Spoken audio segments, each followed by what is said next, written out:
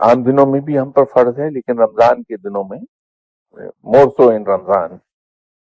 کہ ہم dos and do knots پہ بڑی شدت سے عمل کریں. وہ تمام چیزیں جس کو کرنے کی اللہ نے تلقین فرمائی ہے اس پر سختی سے عمل کر لیں، اور جن چیزوں سے اللہ نے منع کیا ہے ان چیزوں سے بڑی شدت سے منع ہو جائیں، تو روزے کے آداب پورے ہو جائیں، اور روزہ اللہ تعالیٰ اپنی رحمت کے صدقے قبول فرمائے گا، اس کا اجر عطا فرما دے گا. آپ صلی اللہ علیہ وسلم سخاوت میں بہت آگے تھے، لیکن رمضان میں وہ سخاوت مزید کچھ بڑھ جاتی تھی، اور اس میں رمضان میں جو اوپر درگزر کی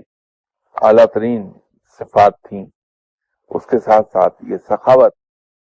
عام دنوں سے کہیں زیادہ بڑھ جایا کرتی.